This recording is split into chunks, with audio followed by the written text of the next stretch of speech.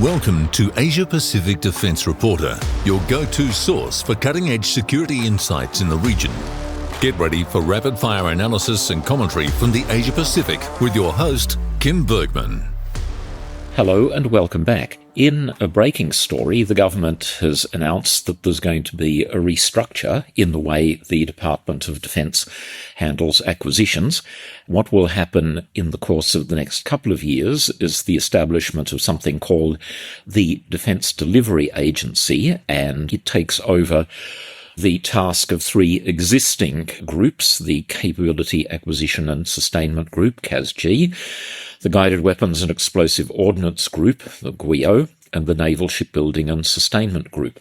Now, it's just too early in the process to know how positive a development this is. A lot of it is going to depend on the details. This new agency will report directly to ministers. The government's announcement says it will have control over its budget, enabling coordinated and holistic delivery of defence capability. The government will appoint a national armaments director, presumably an Australian, and that person will be responsible for providing advice to the government on acquisition strategies. It also says that there will be more contestability within this organisation. That's certainly been a hobby horse of mine, as in the services will really have to explain in great detail and convince everyone else that what they want is actually justified, that it's not just a gold-plated solution or a completely wasted capability. I've always found the idea of a separate agency to be somewhat attractive, but once you get into the detail, there tend to be a number of problems, probably the most important being the incompatibility of people in uniform and their career structures and how an independent agency might operate.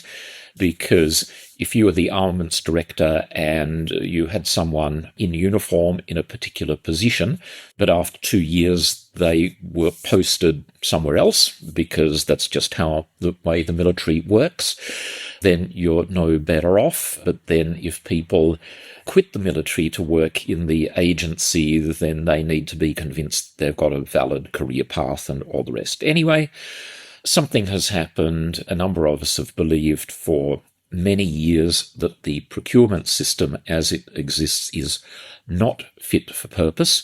So hopefully this will be a positive. But the main point that I would make is that these changes, no matter how well intentioned or designed, will make almost no difference at all if there isn't greater accountability and if there isn't greater transparency in the way that the department runs these things. That's a difficult problem to fix.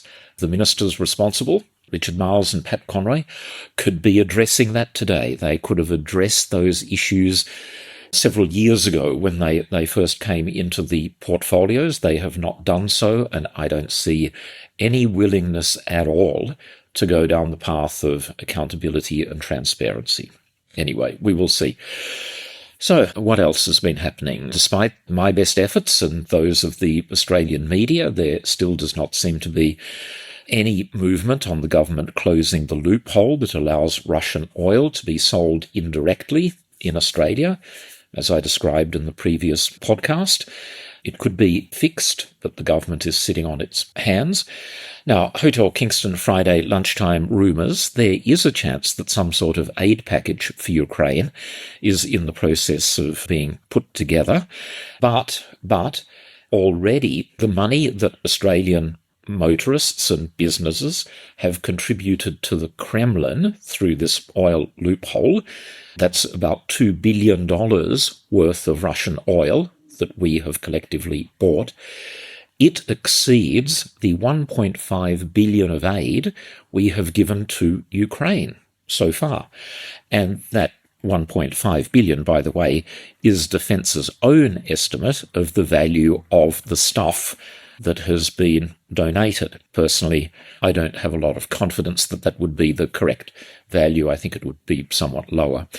Now, as for the situation with Ukraine itself and the status of peace talks, or the prospect of some sort of agreement ending hostilities seem to be as remote as ever, and what a mess that is. And before I go into that, I'll just do a very quick recap on why it's so important for Australia's security to be giving real help, not just going through the motions. In our region, the most obvious flashpoint is Taiwan, though I also wouldn't rule out a North Korean attack on the south either. Now, if you were a planner in Beijing, wargaming a potential invasion of Taiwan, one of the most important questions would be, who will come to Taiwan's assistance? What sort of international support can they count on? Taiwan itself has a capable military and one that could do significant damage to an invading armada, but given just the huge size of China's military, it would make it very difficult, if not completely impossible, for Taiwan to hold out for any length of time. So what you would do in Beijing, you would look at the list of other countries that would come to Taiwan's support and make an assessment of how likely that would be. So the United States would be the top of the list, and up until the Trump administration, you would say it's almost certain that they would come to Taiwan's support. Now it's less clear. Japan almost certainly will come to help Taiwan. In fact, their new prime minister is in hot water with the Chinese at the moment, because last week she said that pretty directly. South Korea, I suspect, would, again, sort of on the basis of reciprocity. South Korea expects other countries to come to its aid in the event of an attack. I can't see South Korea sitting on the sidelines if another democracy was being invaded. Now, as for Australia, first of all, who cares? Because militarily we're not that significant. But secondly, the analysts in Beijing would look at the situation and say, no, forget about Australia. They wouldn't bother coming to Taiwan's assistance. Why should they? The best example is they had no real appetite to assist Ukraine when it is under violent attack. So why would they bother helping Taiwan? So the best way to deter aggression, such as an invasion of Taiwan, which would completely wreck the region and would be very harmful for Australia, is for other countries to demonstrate that they are willing to confront bullies. Since my previous podcast, where I had a lot to say about the situation with Ukraine, more information has come out about why the Trump administration is siding with Russia, and what a grubby, sordid tale of outright financial greed it is. I have previously pointed out the openly corrupt nature of the current US administration, the president receiving 1 kilogram gold bars and unknown billions in property deals and crypto coin purchases. But this sort of stuff also extends to his inner circle. And the full story of the latest ultimatum from Russia, disguised as a peace proposal that the US initially endorsed, is a moral surrender worth a book. I suspect a few of those are in the pipeline. A very short version of the story is that after a proposed Trump-Putin summit in Budapest, basically to carve up Ukraine, was rejected by Secretary of State Marco Rubio, the Russians went behind his back to their favourite person, Steve Witkoff, who happens to be a total imbecile. He's well known in New York property development circles as a total idiot. They arranged to meet with him and Jared Kushner, Trump's sleazy son-in-law. They met at a Miami hotel, and the Russian delegation was led by Kirill Dmitriev, who heads up Russia's sovereign wealth fund that currently has about $10 billion at its disposal, though that amount will soon shrink. I'll explain that in future. And Kirill is part of Putin's inner circle. because he's close to one of the president's daughters, and through that avenue has had a seat at the top table for many years. In Russia, just like now in the US, what counts above everything else are personal and family connections. Anyway, Kirill pitched some sort of massive deal to Witkoff and Kushner. He speaks perfect English, having grown up and gone to university in the US. And this is something involving, Russia's vast mineral wealth being co-developed, rare earths, and other nonsense, such as the construction of a bridge between Alaska and Siberia, which is a literal road to nowhere. As always, Witkoff is such a dummy that he thought all of this was incredibly wonderful. He took Russia's 28-point plan, which has now been revealed in public, added a couple of things to it, like the United States being paid for security guarantees, convinced Trump that it was all wonderful. We gather Trump didn't bother reading the thing, and went from there. Now, of course, Ukraine and Europe have, in effect, totally rejected the deal, but they are too frightened of upsetting Trump that they have basically used a different form of words, and they're working on, various counter-proposals that do not involve Ukraine's abject surrender. And this is another good reason for Australia to be showing solidarity with Ukraine right now, because a lot is going on. The Russians can see an opportunity. They're making, again, tiny incremental gains on the battlefield, but probably more importantly, from the way they view the world, Ukraine has big internal problems at the moment with a massive corruption scandal involving officials looting the country's energy sector, an appalling thing to be doing at any time, but particularly now when the country is at war and with the energy sector being a main Russian target, a very cold winter being just around the corner. A lot of the reporting of various Russian-Ukraine peace proposals has been completely woeful, and sometimes I could just scream. And let me explain why. Any proposal that is acceptable to Russia will be unacceptable to Ukraine and the Europeans, because the Ukrainians and Europeans believe in a fair and decent outcome involving the rule of law and the survival of Ukraine, and any proposal acceptable to Ukraine will be rejected by Russia because the only thing Putin wants is a complete victory, so there is no middle ground.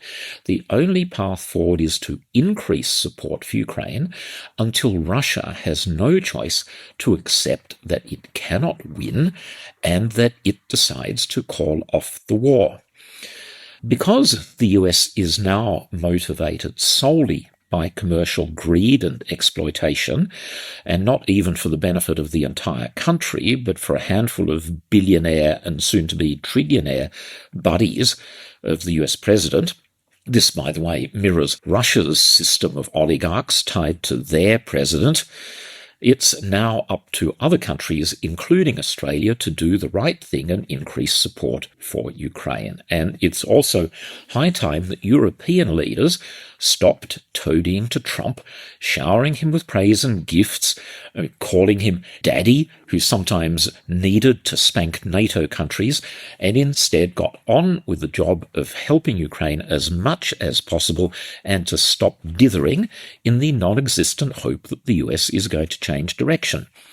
The Trump administration looks like the disaster of a commercial airliner where the plane has been put into such a steep dive that the chances of it recovering are nil. But in this case, it's even worse because the people at the controls are blackout drunk. Now, most people in our government know about this. Everyone says Washington is completely dysfunctional, but they are incapable of doing anything about it, with the worst offender being Defence Minister Richard Marles, who is incapable of accepting this new reality. Australia has not yet had a real taste of what is going on, though, as I've mentioned previously, the annual AUSMIN meetings, a feature of the security landscape since 1984, were due to be held in Australia this year. That's meetings between Australia and the United States. That's not going to happen for one single reason. Namely, the US Defense Secretary, the Secretary of War, as he prefers to be called, and in addition, that title now needs to be changed to the Secretary for Extrajudicial Killings, Pete Hegseth, totally unqualified for the job, and Secretary of State Marco Rubio cannot stand each other and will not travel in the same aircraft for an extended period of time. So instead, good old Australia, compliant as always, will send our people to Washington for a meeting, I'm told, on December the 9th. I wonder if that's actually going to go ahead, because the US is gearing up to take military action against Venezuela. This receives almost no coverage here, I guess, because people are barely aware of the existence of the country. It happens to be led by a nasty dictator, Nicolas Maduro, who's been in power for a decade and whose rampant corruption being a very common theme in today's podcast, he has totally ruined one of the richest countries on earth. So why is the US intervening? Trump seems overly fond of dictators, be they in Russia, the Middle East, or China. So why Venezuela? Now, there are two important components to this. The first is oil. Venezuela is sitting on top of the world's largest known oil reserves, and the US president and his cronies see the possibility of seizing Venezuela's oil fields and using that to enrich themselves. And again, this has echoes of sort of how the Russians operate, what the US should do with Ukraine, rare earths and that sort of thing. And also, President Trump has long held the view that when US forces were in Iraq, they somehow should have seized control of all Iraqi oil reserves, pumped the wells dry, and transferred the stuff to the United States. And this, strangely enough, also echoes the real situation in the first Gulf War. An obscure detail that few people are aware of, the US prevailed on Kuwait and Saudi Arabia to refund the cost of the military intervention. Back then, that was about $36 billion. That's $90 billion in today's dollars. The Saudis and Kuwaitis folded and they coughed up. Whether Australia received a share of that for our tokenistic contribution is unknown to me, but I very much doubt it. So that's motive one, pure greed for Trump, his family, and his network of grifters, such as Peter Thiel and Elon Musk. And the mention of Thiel reminds me of something else I've mentioned before, and why US democracy is in such peril, this thing called the Dark Enlightenment. Believers in it say, you can forget about democracy, it doesn't work properly, and the proper order of things is for society to be ruled by a handful of super powerful figures, an elite who can make all the decisions and write all the laws on behalf of the masses, kind of similar to what Russia is today, and it's partly why people like Donald Trump worship Vladimir Putin and are happy to do his bidding. Motive two for Venezuela, that in the strange mind of Donald Trump, Venezuela apparently played, or was rumoured to play, a role in the stolen 2020 presidential election campaign. It's all total nonsense. But about 35% of the American population believe that those stories are real and that somehow Venezuela was a villain. Okay, and this is the country that Australian politicians still believe is a reliable security partner. It's patently absurd. And just a quick reminder that in a couple of days' time, my podcast about Xinjiang will be available. Thank you very much for listening. Goodbye for now, and see you next time. That's today's Asia Pacific Defence Reporter. For more in-depth articles, expert opinions, and exclusive interviews, visit AsiaPacificDefenceReporter.com. Stay informed, stay ahead. This is your source for all things defence. Until next time.